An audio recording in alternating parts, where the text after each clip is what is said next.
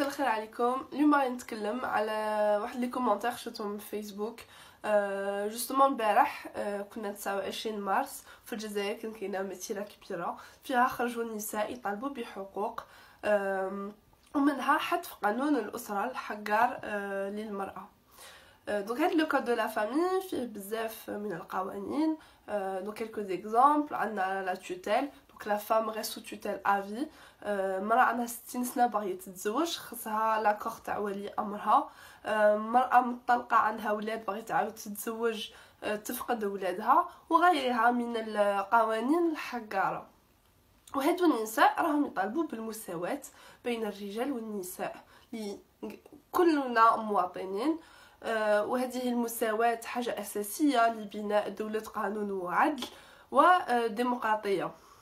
دونك أنا قريت بزاف من الكومنتير والناس قاعدة تعاير وتطيح زعما من أجل الدفاع عن الإسلام، وأنا زعما هذه الناس تطيح باش تدافع على الدين مازال ما نفهمها، بصح معليش، يعني بلي حنا عنا في المجتمع الناس تستعمل الدين باش تسيطر على المرأة. دونك يا دي جون كي انسترومونتاليز لا ريليجيون بور دوميني لا فام.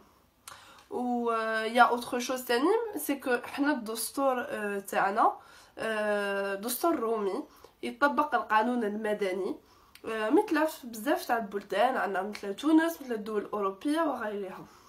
دونك صح الدستور يستعرف بالاسلام كدين الاغلبيه، دونك لا ريليجيون musulmane est reconnue par la constitution، بصح ce n'est pas la source du droit.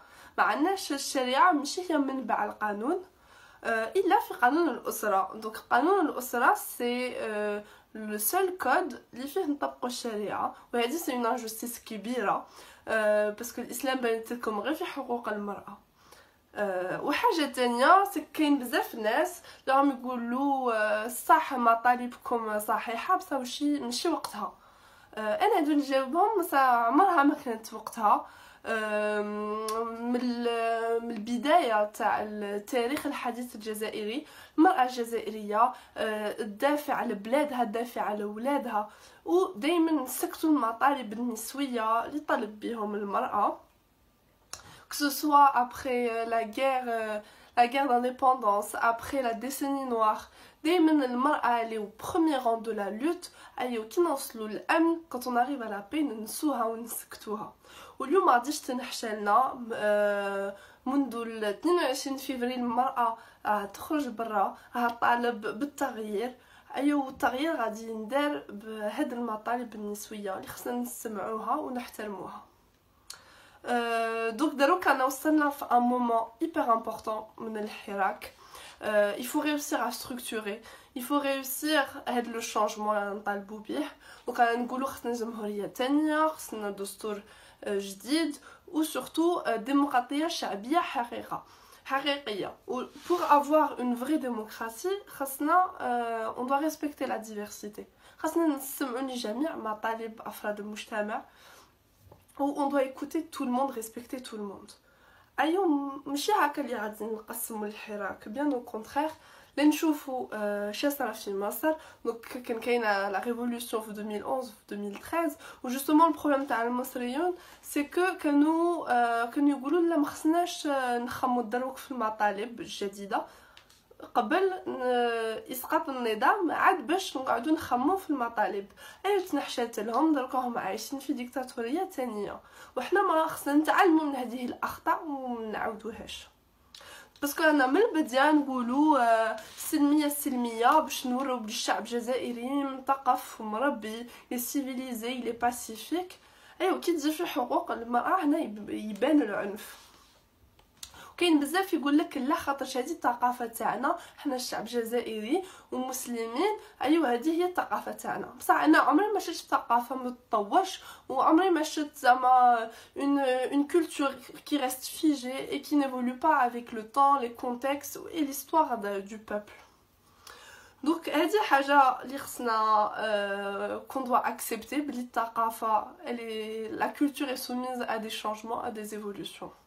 ولي يقول لك لا كومبارين المساواة تروحوا تعيشوا في البلدان الغربيه، سمحوا لي بس البلدان الغربيه ما كانوش فيهم حقوق نسويه. اللي كيما في الجزائر des femmes elles ont lutté pour des droits وتاني يعايروهم وضربوهم وراحوا للحبس غير من أجل حق المشاركة في الانتخابات.